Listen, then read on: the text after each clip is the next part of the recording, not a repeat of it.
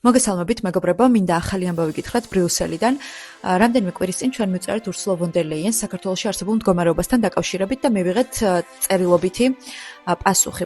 წერილში ქალბატონი von der Leyen-ი ყურადღებას ამახვილებს საქართველოში არსებულ მძიმე პოლიტიკურ კრიზისზე, განსაკუთრებით ადამიანის უფლებების თვალსაზრისით, სამოქალაქო საზოგადოების თვალსაზრისით, იმიტომ რომ სამოქალაქო საზოგადოებას ფაქტობრივად აღარ აქვს სივრცე მოქმედების და რა თქმა უნდა კანონის უზენაესობის თვალსაზრისით, იმიტომ რომ სასამართლოები გამოყენებულია როგორც პოლიტიკური იარაღი საქართველოში ადამიანების მიმართ, რომლებიც არ ეთანხმებიან ქართული ოცნების რუსულ პოლიტიკას.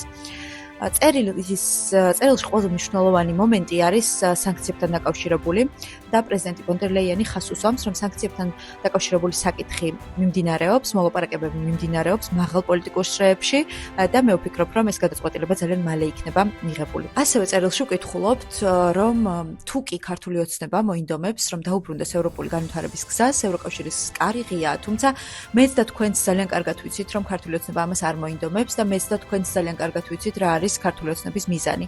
მიზანი არის ის, რომ საქართველოს სრულად იქცეს რუსულ სატელიტად. და ფაქტობრივად ნაწილობრივ ეს ასეც მოხდა. ყველაზე მნიშვნელოვანი არის ჩვენი ხმა, ყველაზე მნიშვნელოვანი არის საზოგადოების ხმა. საქართველოში უკვე წელიწადზე მეტია პროტესტი მიმდინარეობს და დამერწმუნეთ ევროკავშირში, აქ ევროპარლამენტში, ევროკომისიაში, საბჭოშიც აქტიურად ვმუშაობთ იმასთან დაკავშირებით, რომ რაც შეიძლება სწრაფად მივიღოთ სანქციები იმ ადამიანების წინააღმდეგ, ვინც პასუხისმგებელია ჩვენი ქვეყნის ევროპული მომავლის განადგურებაზე. მაგრამ ასევე ძალიან მნიშვნელოვანია ჩვენი თანამშრომლობა. მინდა გთხოვოთ, რომ კომენტარებში ან პირად შეტყობინებებში მომწეროთ თქვენი აზრი, მომწეროთ თქვენი ხედვები. ერთიანობის ალტერნატივა დღესდღეობით არ არსებობს. ამიტომ ერთიანობით უნდა მივიდეთ გამარჯვებამდე.